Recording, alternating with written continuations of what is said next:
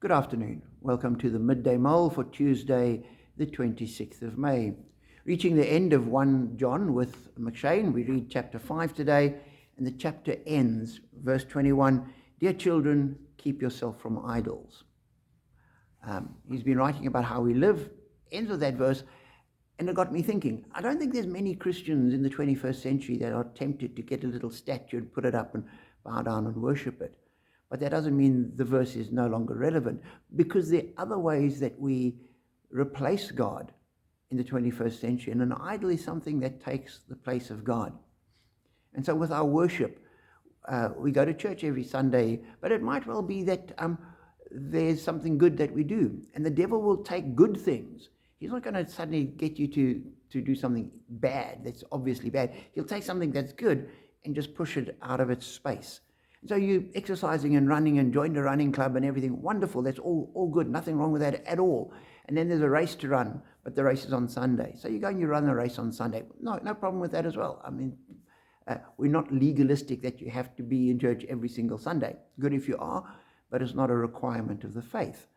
But what the devil does is, without you realizing it, there's a race this Sunday, and then next month there's a race, and then there's another race 2 weeks later, and then there's a running, and after 6 months, you're going to church once every 2 months, and then after a year, well, I haven't been to church for a while.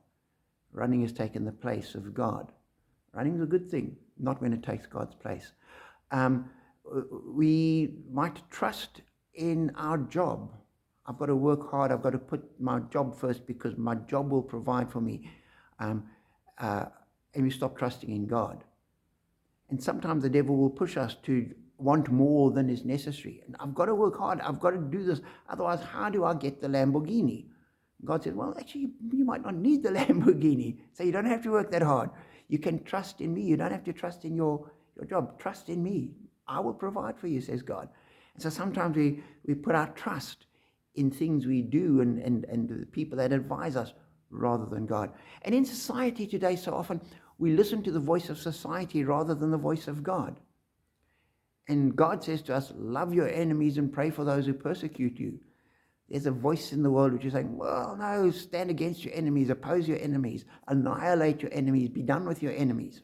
And as Christians we say, I don't know, that's not what Jesus says. And I'm not going to let the world shape my values rather than the Bible. And the world is very quick to do that. And you've got to fit in, and it makes so much sense, and it's all logical and quite clear, and all the points are there, but it's not in the Bible.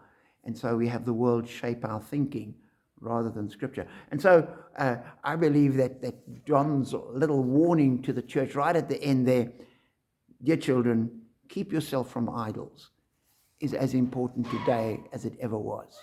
Be blessed.